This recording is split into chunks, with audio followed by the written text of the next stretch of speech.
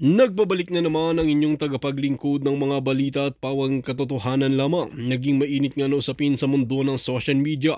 Nagkagulo ngayon sa politika matapos lumabas ang matinding issue laban kay Pangulong Kuting at Justice Secretary Remulla. Maraming grupo ang nananawagan na dapat silang imbestigahan matapos lumutang ang mga umunay katiwalian at kapabayaan sa kanilang mga tungkulin. Ayon sa ilang sources, may mga dokumentong nagsisiwalat ng hindi maipaliwanag na transaksyon na kinasasangkutan ng mga matataas na opisyal sa gobyerno. Isa sa mga pinag-uusapang issue ay ang umano'y maling paggamit ng pondo sa ilang proyekto ng administrasyon ni Kuting. Bukod pa rito, may mga aligasyon ding may pinapaboran ang mga negosyante sa gobyerno kapalit ng malaking kickback, samantalang si Remulla naman ay binabatikos dahil sa umunay paggamit ng kanyang posisyon upang protektahan ang ilang mga personalidad na may kinakaharap na kaso. Ayon sa mga kritiko, tila ginagamit ang Department of Justice upang baluktutin ang batas pabor sa iilan. Sa kabila ng mga lumalabas na aligasyon, nananatiling tahimik ang Malacanang at ang kampo ni Remulla, ngunit hindi kumbinsado ang taong bayan, lalo na ang mga oposisyon na walang katotohanan. Ang mga paratang patuloy ang panawagan ng publiko na magkaroon ng isang patas na malalim na imbestigasyon upang malaman ang katotohanan sa social media. Dagsa ang mga reaksyon ng mga mamamayan na nagsasabing hindi lang maliit na tao ang dapat makulong, kundi pati ang malalaking nasa pwesto. Ngayon, unti-unti nang lumalabas ang mga baho. Ang tanong ng bayan, magkakaroon ba ng tunay na hustisya o muling malulusutan ito ng mga nasa kapangyarihan? Well, mga kaibigan, para nga sa karagdagang impormasyon, panoorin nga natin ang buong video. At kung bago ka pa lamang sa akin channel, huwag kalimutan i-click ang subscribe button at notification bell para lagi kang updated sa ating mga bagong video.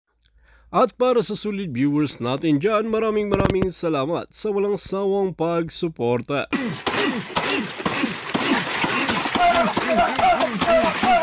Tama na sir, tama na. Kawawa na ang saging sa'yo. Talagang kung sino man ang binuhusan mo ng galit na yan, matindi ho talaga ang galit ng ating mga kababayan. Diyan siya nangyari na yan kay dating Pangulong Rodrigo Duterte. Di ho tayo nakakaintindi ng Bisaya. Di ho natin naintindihan ang sinabi niya. Pero ang nakita natin, galit na galit ho siya sa saging. Kung sino yung nasa larawan ng saging na yan, hindi ho natin alam. Baka girlfriend niya yan. Nakasalamin, tapos blondie. Naka-jackpot ng Amerikano itong si Sir. Tingnan niyo naman yan, di ba? Naka-jackpot itong si Sir. Naka-jackpot, Amerikano ho yan di ba? Naka-blondie yung buhok, nakasalamin, matindi itong si Sir, matindi yung kamandag mo, Yan, tungod nimo, nga nasamok ang Pilipinas, nga mga tao uban, di katarog-tulog, tungod nimo, para sa imo ni. Relax. Huwag mo natin idaan sa init ng ulo ang mga kaganapan sa ating bansa. Kumalma lang ho tayo. Maniwala ho tayo sa sinabi nitong si dating Pangulong Rodrigo Duterte. Darating din ang oras nitong mga walang yang ito. Eto lipat ho tayo dito kay Mayor Benjamin Magalong. Pakinggan ho natin yung kanyang mga punto de vista kung meron ba siyang pagsisisi sa pagsuporta niya dito kay dating Pangulong Rodrigo Duterte. Sarap lang hong balikan itong mga video na to kasi yung tipong talagang ramdam ng mga local government official, yung mga matitino, yung mga nasa tamang katinuan pa mapahanggang sa ngayon, alam nila yung ginawa nitong si dating Pangulong Rodrigo Duterte para sa kapakanan na nakakarami. Pakinggan ho natin ito mga kababayan. Pag-aalinlangan or meron bang regrets na sinuportahan niyo siya? Never. Saludo, Atty. Mayor. I had a chance to work with him closely when I was head of CIDG. Ilang operations kami sa Davao noon, and he was very supportive. He was very genuine. When I became mayor, very genuine din yung the way he deals with me. Wala akong nakitang pretension sa kanya. Yung pagsuporta niyo po kay Pangulong Duterte, meron bang pag-aalinlangan? Yun ho mga kababayan, yan ho ang kung ikaw local government official, at nakatrabaho mo itong si dating Pangulong Rodrigo Duterte. Kasi noong panahon niya, nagkakaroon ng pagtitipon ng mga mayor, mga local government official at kinakausap nitong si dating Pangulong Rodrigo Duterte. Kumbaga ilinalatag ni Tatay Digong kung ano ba yung mga proyekto ng national government, no? Talagang binababa niya ho hanggang sa municipal level, kinakausap niya kasi mayor siya eh. Kumbaga malapit sa kanya yung pagiging mayor, kaya alam niya yung mga challenges ng mga local government official na to. At itong si Mayor Benjamin Magalong nakita ho niya yung pagiging genuine at walang pagpapanggap dito kay dating Pangulong Rodrigo Duterte noong siya pa ho ang Pangulo at nung nakatrabaho niya sa Davao itong si Tatay Digong. At dahil dyan, palakpakan ho natin itong si Mayor Benjamin Magalong. Hanggang sa ngayon sinusubukan pa rin ho nating tanggapin o sinusubukan pa rin nating yung nangyari sa mga vlogger dyan sa House of Representatives. Eto ho mga kababayan, pakinggan ho natin to. Pakinggan ho natin itong tagpo na kung saan noong aarestuhin na itong si dating Pangulong Rodrigo Duterte. Ngayon pa lang ho naglalabasan itong mga itong mga video na to na kung saan ikakagulantang ng ating mga kababayan. Di ho kayo maniniwala dito sa mapapanood yun na to. Eto ho mga kababayan. Without any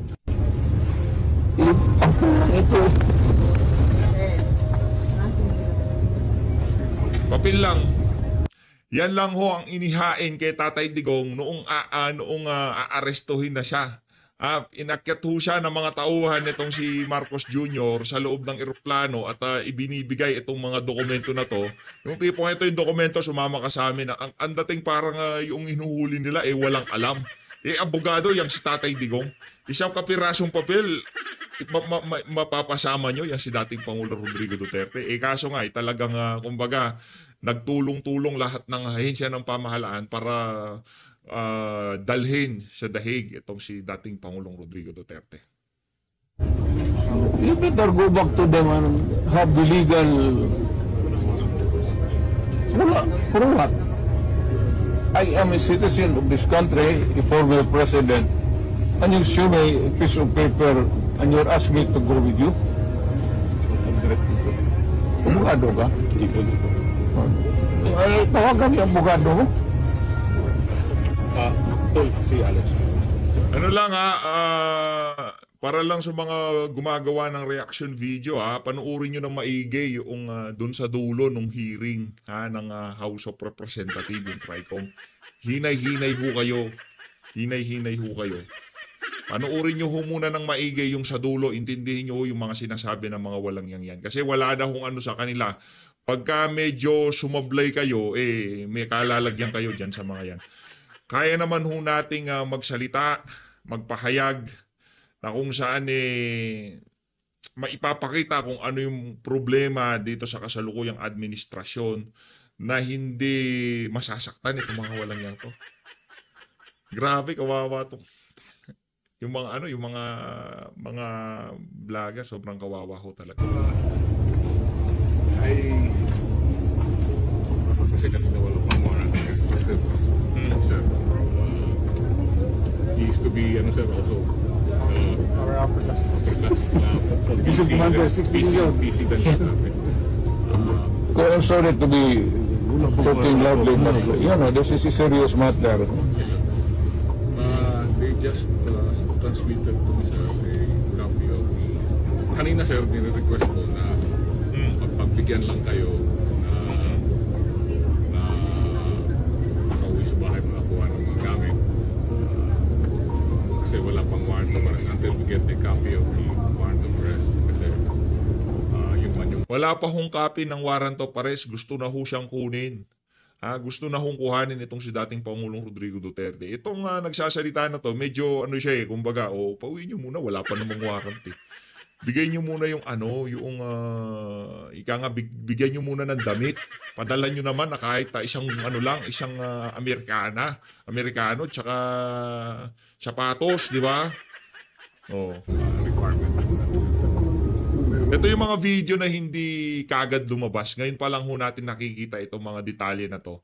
Na talagang nasa loob pa lang ho pala talaga ng eroplano, tinatangka na kuhanin na talaga itong si Tatay Digong. Yung tipong di pa siya nakakalabas. Wala nang cheche-bureche, basta rekta na pagka pasok tong mga mga kampon nitong si... That is the only They're saying, legal they thing announced it. with you. Ayun na nga mga kababayan, dito ho sa bahagi ng video na to. Rekta na ho tayo dito sa ika nga, ito ho ang viral ngayon sa mundo ng social media at pinag-uusapan ho ito ngayon ng ating mga kababayan. Alamin ho natin kung ano ang ang opisyal na pahayag ng Iglesia ni Cristo kaugnay diyan sa mga kaganapan ngayon sa ating bansa. Kasi nakakabahala na ho talaga yung pagkakawatak-watak, yung ginawa ng administrasyon na to dito kay dating Pangulong Rodrigo Duterte. Maliwanag pa ho sa sikat ng araw na meron ho talagang nalabag sa mga karapatan nitong si dating Pangulo diyan sa pagpapadala sa kanya na yan sa Netherlands at napakarami pa ho na kailangang malaman ng ating mga kababayan. Ngayon, para sa mga kababayan nating INC, pakinggan ho natin ito. Ay, hindi ho tayo kasapi personally, hindi ho tayo kasapi ng Iglesia ni Cristo. Pero dahil kilala ho sila bilang isang religious group na kung saan pagka nagsalita sila, pinakikinggan ho sila at dapat naman ho talaga silang pakinggan. Dahil sa mga naging tayo ho nila pagdating sa politika, sa mga nakalipas na panahon, lagi ho silang nagsaside doon sa kung ano ang makakaganda sa ating bansa. Kung ano ang makakabuti para sa sambayan ng Pilipino. Hindi pa ho natin nakitang nag-side itong Iglesia ng Cristo. Personally na kung saan maitutulak yung kanilang mga political interest o kung ano pa man yan, o kung political interest ng mga individual. Di ho natin nakitang nag-side sa ganon na galaw itong Iglesia ni Cristo. Kaya kailangan ho natin pakinggan to. Kasi kung ito ang tayo ng Iglesia ni Cristo, ibig sabihin, malamang sa malamang, yan ho ang nakikita nilang makakabuti sa sambayan ng Pilipino. Pakinggan ho natin to. 2025, ang Ito. Okay? Magandang hapon po, Kuya Jen at Kuya Nelson. Magandang hapon po sa inyo. Masarap po ba yung kape namin? Ay, napakasarap po. Salamat po ng marami. Mukhang naparami po yung kape na inihain namin sa Medyo nanginginig na ka po. Una po, kamusta muna kaya ka Edwin? Mabuti po, awa ng Diyos po. Ayan, opo. Kasi ka Edwin lipat Nako, tayo dito. simulan ko na po agad ka Edwin, dito po sa mga maiinit na isot, marami po kasi ang mga nagtatanong sa amin mula ito nakalipas ng mga araw at kung saan-saan pa. Una po ay marami po nagtatanong kasi kung ano raw po ba ang masasabi ng Iglesia ni Cristo sa kasalukuyang sitwasyon po ng ating bansa, ka Edwin. Kuya Jen, sa iyo nang galing ang tanong. Pasensya ka na, hihingi na ako ng dispensa, Kuya Nelson. Kuya Jen, sa inyo nang galing ang tanong, pero i-address ko sa audience natin. Ay, sige po, tama po. Sila po kasi nagtatanong talaga. Po, kaya sa kanila dapat makarating. Nang mag-rally po ang Iglesia noong January 13, 2025, ang ipinanawagan po namin sa mga namiminuno sa ating bansa, at malamang ay naaalala nyo po ito, kapayapaan, pagkakaisa, at unahing asikasuhin ang problema ng ating bansa at mamamayan nito kaysa yung mga hakbanging magbubunga lamang ng awayan at hidwaan. Dahil alam naman ng marami po na ang mga ito pawang pamumulitika lamang. Ang nakakalungkot po ay yung panawagan yun ng Iglesia ni Cristo tila hindi pinakinggan ng mga kinaukulan. Kaya nga po, Kuya Jen, nangyayari yung mga nangyayari ngayon. Ayun, mahirap tayo yung hindi nakikinig, no? Dapat po maging specific tayo dito. Dahil baka hulaan nila kung ang dami kasi nangyayari ngayon. Ano po yung tinutukoy nyo dito na mga pangyayari ngayon? Yun. Again, Kuya Nelson, ano po? Sa inyo nang galing ang tanong, ibabato ko ang sagot sa audience. No? Hindi naman po natin maitatatawa ng sino man. Matindi ang pagkakabahabahagi ngayon ng mga nasa gobyerno hanggang sa ating mga mamamayan. Hindi lamang tayong mga Pilipino ang nakakaalam na hindi tayo nagkakaisa. Ang nakakalungkot, maging ang mga taga-ibang bansang nagmamasid sa kaganapan po rito ngayon sa Pilipinas, alam na alam nila, hindi nagkakaisa. Magulo. Correct. Malamang po, bagay ang mga kapatid natin sa ibang bansa, ganyan din po sentimiento. Kaya Edwin, ano po? Oh. Sila po na nakakakita sa atin. May kanya-kanya silang opinion po. Nako, mabuti po, nabanggit niyo po yan kay Edwin, ano ha? Ngayon po, ano po ba ang posisyon ng Iglesia ni Cristo sa usapin tungkol po sa dating Pangulong Rodrigo Duterte? Ayan po, we come to the crux of the matter. Yes po, opo. Para po sa mga kababayan po natin, ang posisyon po ng Iglesia ni Cristo ay ito. Kung ano ang tama at kung ano ang nasa mga batas natin, yun sana ang dapat pairalin. Huwag po itong pilipitin para umayon sa nais ng sinuman. Hindi po sumasang-ayon ang Iglesia sa anumang hakbangin na hindi naaayon sa mga batas ng ating bansa. Sapagkat ang batas po ang salalayang nagpapanatili ng kaayusan sa ating bansa. Kapag ang batas ay binaliwala, ay nagbubunga ito ng kaguluhan, hidwaan at kawalang hustisya. Alam niyo po iyan. Sino mang Pilipino o mamamayan ng ating bansa na may ginawang paglabag sa ating mga batas, dito dapat litisin sa ating bansa. Bakit po? Sapagkat gumagana naman ang sistema ng ating hustisya. Hindi po natin sinasabing wag litisin ang dating Pangulo sa mga iniaakusa laban sa kanya. Ang saga ng amin po, nagtitiwala ang Iglesia ni Cristo sa integridad at kakayahan ng hudikatura para pagpasyahan ng ganitong bagay at usapin. Ang mga hukom natin ay may kakayahan po na gampanan ang kanilang tungkulin, na ipataw ang tamang hustisya at pairalin ng katarungan sa lahat ng sandali. Kaya, hindi natin dapat isuko ang soberenya ng ating bansa sa iba. Yan po ang posisyon natin. Ayun. Palakpakan ho natin ang pamunuan ng Iglesia ni Cristo. See? Di natin dapat pilipitin ang batas para may ayon sa political interest na kung sino mang namumuno dito sa bansa na to. Maliwanag ho, base doon sa mga propesor ng saligang batas, eksperto sa saligang batas, na wala nang dapat mas makahigit pa kung ano ang nakasulat sa saligang batas. Pero base ho doon sa nangyaring hearing sa Senado, dito ayaw ho nating kung ano-ano na yung mga sabihin kasi marami hong mga balat sibuyas ngayon, baka may masaktan. Base ho doon sa nangyari na yon, yung warrant of arrest na galing sa ICC, yung kung tawagin nila at yung hindi naman red notice yung galing sa Interpol, mas nangibabaw yon kaysa sa ating saligang batas. Mali daw ho yung mga ganong galaw, ika nga. Kasi kung wala na nga naman na re-respeto sa saligang batas, hindi na rin natin susundin ang saligang batas.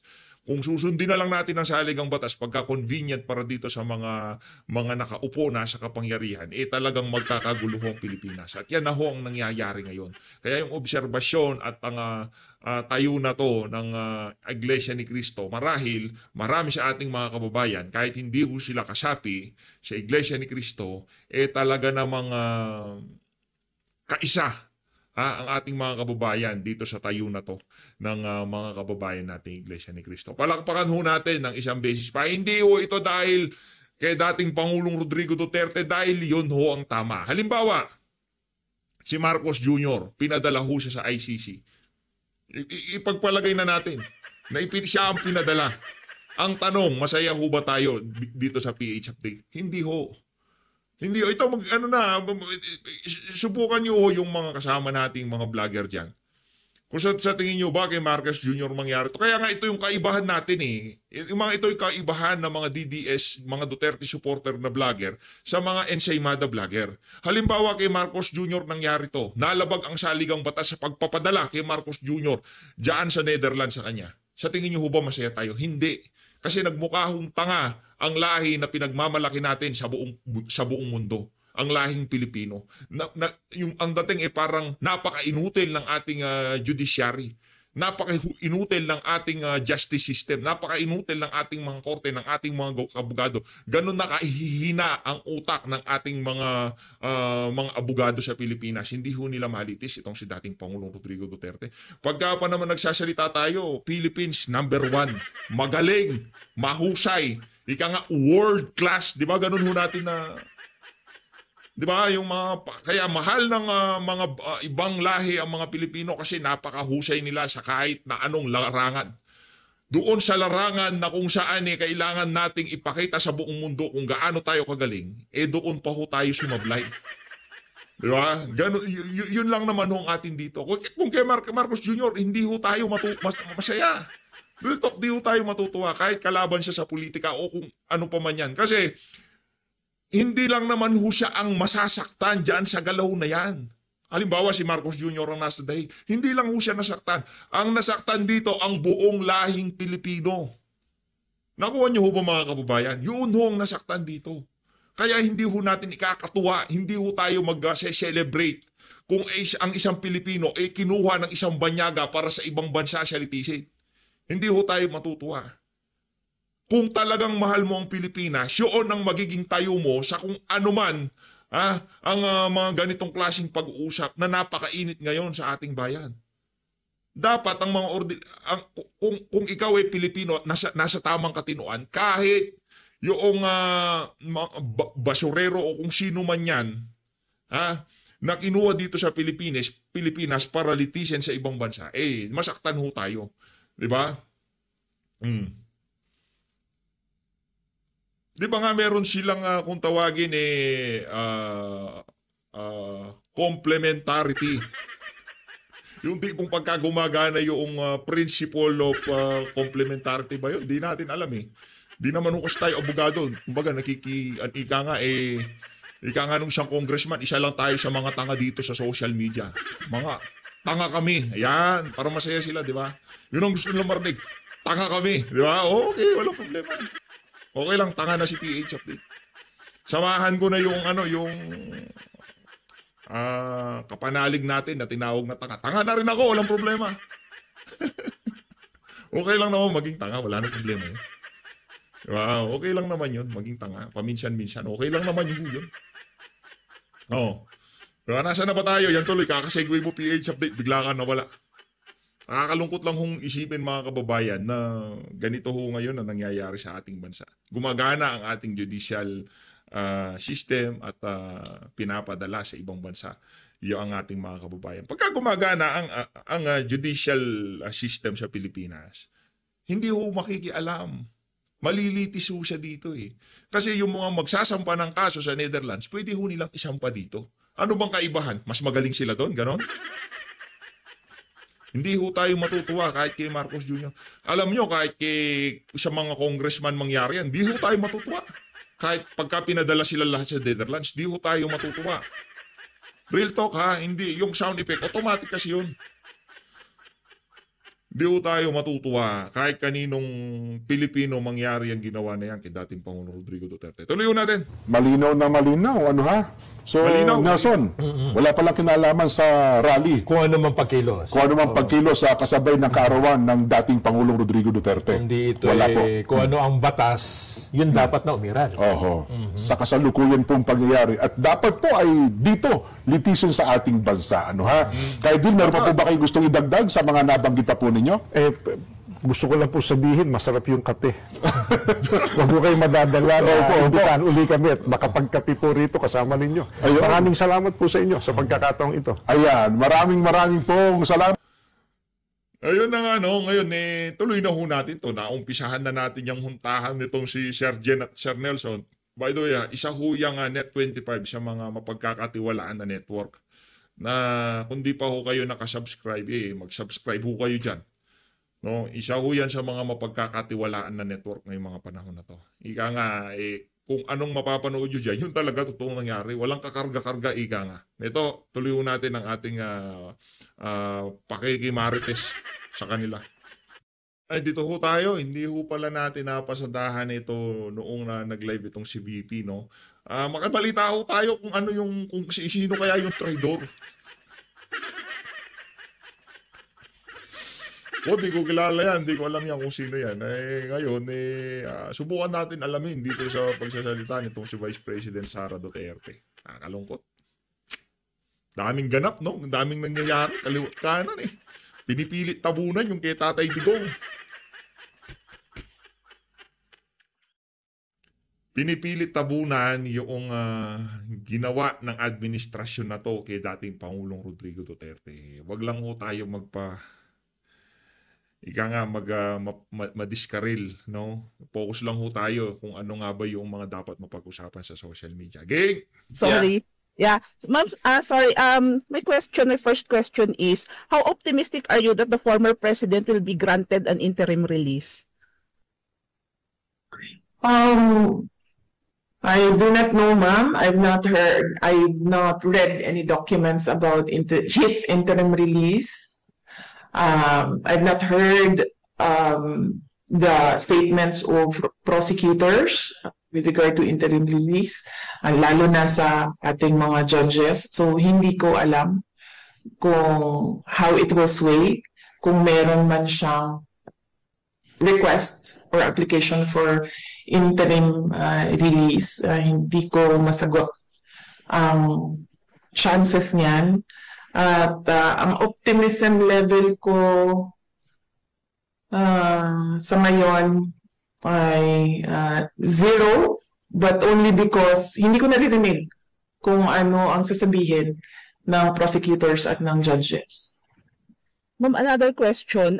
Sorry if I have to ask this, because some of the families, relatives of those alleged victims of the war on drugs claim that their lives would be threatened or at risk if the former president will be allowed to return to the Philippines, because they are afraid that the former president or may do something bad against them. So, is there any basis for their fear? None at all, ma'am. Matagal naman namin alam na merong investigation na ginagawa sa loob ng Pilipinas dahil nakukuha namin yung information sa mga abogado mismo na gumagawa nun at sa ibang mga government personnel. No? Hindi ko na lang sasabihin kung ano yung mga opisina na yon. Kaya nga nagkaroon ako ng meeting, Zoom meeting with the Secretary of